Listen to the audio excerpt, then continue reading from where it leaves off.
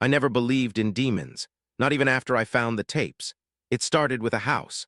A foreclosure in the suburbs of Akron, Ohio, where the grass had grown waist-high and the windows were boarded like blind eyes. I flip houses for a living, or I did before this. My business partner, Derek, had picked it up at auction for a steal. A steal, he kept saying. $42,000 for a four-bedroom colonial in a neighborhood where everything else sold for $300. The seller, an estate managed by some lawyer out of Cleveland, didn't even bother to disclose the full history. Just said the previous owner died and the family wanted to unload it fast. We thought it was a mold problem, maybe foundation issues, something fixable. I walked the property alone on a Tuesday afternoon in early October. The air had that wet, cold bite that gets into your bones before winter. I pried the plywood off the back door. The realtor had given me the key, but the lock was gummed up with something sticky and dark, and stepped inside. The smell hit me first. Not rot, not decay, something sweeter, like burnt sugar and old incense, layered over a basement damp that had soaked into every wall. The kitchen was intact but strange. All the cabinet doors were open, and every single one faced inward toward the center of the room like they were bowing. The refrigerator was unplugged, its door hanging open, and inside I found a single jar of pickled eggs, the liquid black as crude oil. I should have left. Any sane person would have. But I had a deadline and a budget, and Derek was already lining up contractors. What I found in the basement changed everything. There was a room down there that wasn't on the blueprints. A small concrete cell, maybe 6 by 8, with a steel door and a deadbolt on the outside. Inside, the walls were covered in writing. Not graffiti, something else. Lines and lines of cramped handwriting, all the same ink, all the same hand, covering every inch from floor to ceiling. Handwriting that got smaller and smaller as it went down the walls, like whoever wrote it was running out of space and time. In the corner sat a cardboard box. Inside, cassette tapes. Dozens of them labeled with dates stretching back 30 years. I took the box home. I didn't tell Derek. I told myself it was evidence. Maybe the previous owner had been some kind of scholar, religious studies professor. But the handwriting on those walls wasn't scholarly. It was desperate. And the largest phrase, written above the door in letters a foot high, read, "I let it in to get it out."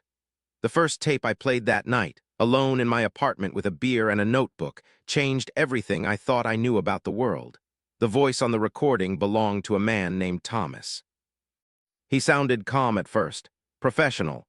He was a psychiatrist, he explained, a specialist in trauma-induced dissociative disorders.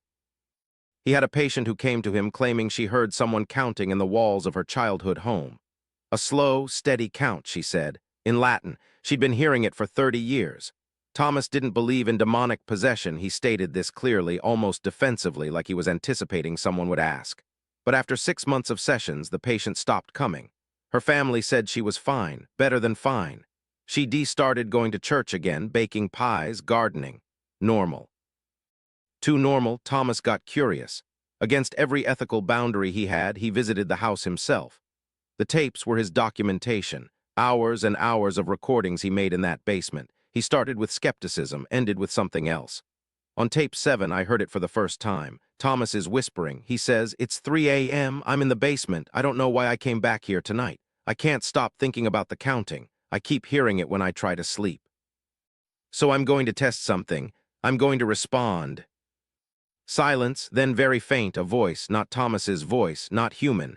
It sounded like someone speaking from the bottom of a deep well, the words distorted and wet, but I could make out the cadence. Counting. Latin words I didn't understand. Thomas whispers, "Et responds, do you answer?" The counting stopped. A long pause. Then the voice said something that made me spill my beer across the kitchen counter. It said, "We answer always. You were not invited to ask."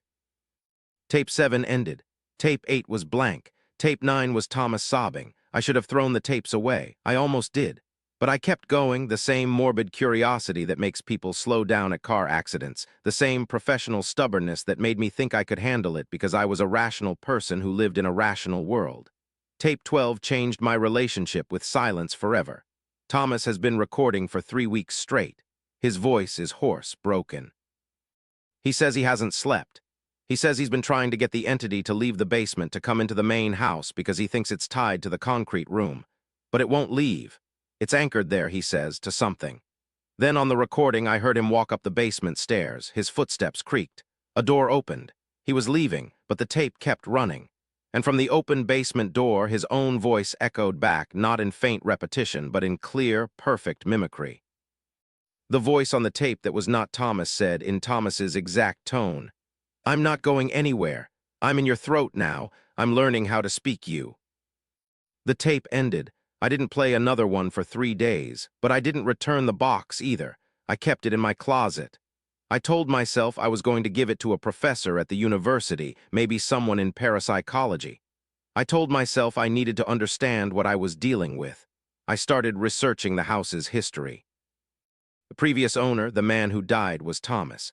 Dr. Thomas Ward. He died in the house. Cause of death listed as asphyxiation, but the police report mentioned a ligature mark that didn't match any obvious hanging point. He'd been found in the basement, his neck wrapped in audio cable, the other end tied to nothing, lying on the floor in a neat coil. The case was closed as a suicide, but the officer who found him reportedly requested a transfer the following week. I started sleeping with the lights on. I started hearing things in my apartment, not voices, not yet, but creaks, settling sounds, the kind of noises you usually ignore until you can't. On the 5th night, I played tape 17. I shouldn't have. I wasn't ready. Thomas's voice is barely a whisper. He says, "I've been repeating the Lord's Prayer over and over for 6 hours. I'm not religious, but I'm desperate. And something is happening. The room is getting cold. The cold is coming up through the concrete like the house is breathing in winter. I can see my breath. It's June." He's quiet for a long time. Then, "It's not going away, but it's noticing me. It knows I'm here. It's been talking to me, not out loud, in my head, in my own voice. It tells me I've been counting wrong my whole life. It says the numbers don't go where I think they go. It says there's a number after infinity, and that number is the name of the thing that made everything, and once you say it, you can't unsay it, and once you hear it, you can't stop hearing it." Then Thomas starts screaming, not in pain, in terror. He screams for 7 solid minutes while something else, something that was not Thomas, started speaking in low, rhythmic Latin underneath the screaming. The tape didn't end. The screaming stopped. Then Thomas's voice, calm, said, "I said the number. Now I'm going to go upstairs and finish what I started. The house isn't the vessel. I am." I stopped the tape. My hands were shaking. I looked at the clock, 2:47 a.m. My apartment was silent except for the hum of the refrigerator. And then from the closet I heard a voice. My own voice. It said, "You left the box open." I didn't open the closet. I didn't move. I sat in my chair, staring at the bedroom door, listening to my own breath because it was the only sound I could trust. But then I realized I was holding my breath, and the breathing I heard was coming from inside the closet. I moved out of my apartment the next morning. I packed 3 bags and left everything else.